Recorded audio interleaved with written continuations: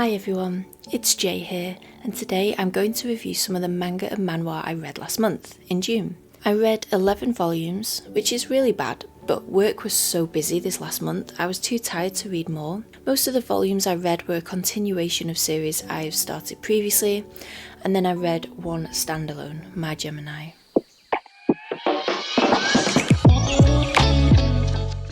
I'm going to start with my least favourite volume, which was the Yakuza's Bias 2. I have mixed feelings about this one. For those who don't know, this series follows Ken, who is a Yakuza enforcer who ends up being a massive K-pop fan when he sees Jun on stage for the first time.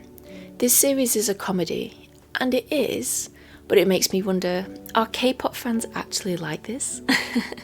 I'm sure they're not, but the obsession with which Ken follows Jun is...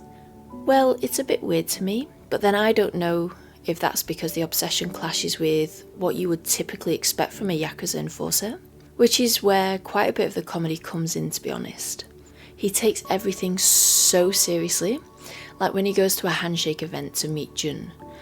One thing I do like about the story is that the band Jun is in start to notice that they have Yakuza fans, or they have a few very serious older fans, and they just take it into their stride. And it's kind of cool to see their next album cover or photo is of the band dressed kind of like they're in a gang, taking a bit more of a darker, more serious route. Overall it was okay, but sometimes the humour which stems from the whole serious Yakuza is a stan drags a bit. I'll probably buy the third one when it comes out, but I won't be rushing to get it. There's no release date for it either. I read Yona of the Dawn volumes 9 to 12, and I love them. Yona really has to face some troubling aspects of her father's reign, such as the widespread poverty in an otherwise peaceful reign. It's something she struggles with, but is willing to face, and it makes her boys so proud of her.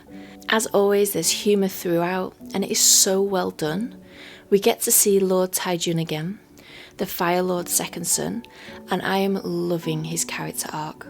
He was so obsessed with Yona, and seen as kind of useless by the Fire Tribe, but he really finds himself in these volumes. I love the cover of volume 11. It's really funny because they do a funny bit on the inside as well, which I really like. I think volume 10 was my favourite of these four, with all of Taejun's character development and Hyuk-ji, the guard with him, who is hilarious. Volume 11 was a bit more of a hard hitter emotionally, because it goes back to the past when Hak, Yona and Suwon were growing up together, and you really get a sense of how close they all were. Hak and Yona's relationship is... I swear, they'd better be the endgame in this story. There are lots of cute moments between the two, but Suwon keeps getting between them, and he's not even there. It also doesn't help that Hak is super popular with the girls in the village they're in. I love a bit of jealousy. Volume 12 starts a story arc which is very exciting, and we get to see the politics of the kingdom with the surrounding areas. I'm really looking forward to reading more of this series. I also read The King's Beast Volume 12, and I enjoyed this one a lot. Taihaku goes back to see Rongetsu, and she's thrilled, and kind of lost on what she wants to do. She has her freedom, but she's not truly happy.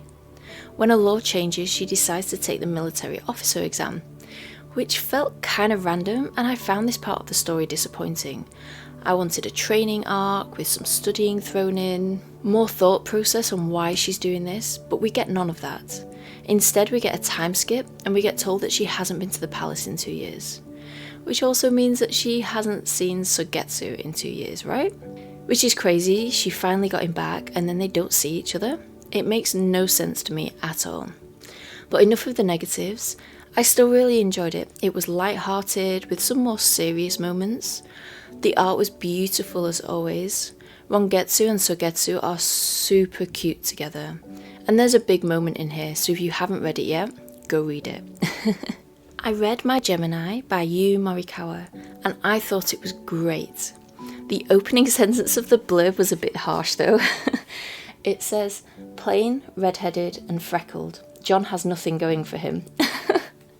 It's really awful. But John is able to tell the two twins apart, and that's what makes him special. The twins are called Jekyll and Hyde, and it takes a fair few pages to remember which personality goes with which twin. But then, as it says on the blurb, if you really don't want to know anything about this and you've not read the blurb of this, please skip, because I'm gonna reveal something that it's part of the story. It says it on the back of the book, but if you really don't want to know, please do skip now. Otherwise, as it says on the blurb, Jekyll dies, and the story moves on from there. I don't want to say much of what happens though, because it will definitely spoil the way you read and interpret the story as you go along. But I do want to say that it's quite an emotional read. I definitely teared up, and there are twists and turns to keep the story interesting. The friendship between John and the twins is beautiful, and I found that I couldn't stop thinking about certain events, even weeks after I'd read them. And the more I think about them, the sadder those events seem.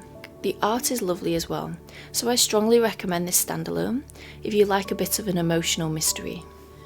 I read the Remarried Empress Volume 6, and it finally happened. We finally got the divorce court scene we were shown in Volume 1. I was really excited for this, and it was definitely worth the wait. Navia was as elegant and as poised as ever, making Rashta look a bit clueless. We do get to find out about Navia's and Sovieshu's past a bit more, specifically about one event that it's a bit silly, but once you accept it as part of the story, it makes your blood boil with the unfairness of it. I don't want to say much else because I don't want to ruin what happens, which is all kind of obvious to be honest, but how it plays out is awesome, so enjoy it. I can't wait to read Volume 7, as it looks like things are going to get political again for Navia. Last but certainly not least, I read Skipbeat Volumes 1, 2 and 3. I read this online years and years ago, but I was nowhere near finished, so just over a year ago, I decided to pick up the physical volumes. I have the omnibus editions because it was really hard to get hold of all the single volumes, as they'd been released ages ago. Even some of the omnibus editions were tricky to get hold of. But anyway, if you don't know, this series follows Kyoko, who moved to Tokyo with Sho, her childhood friend, who wants to make it as a singer.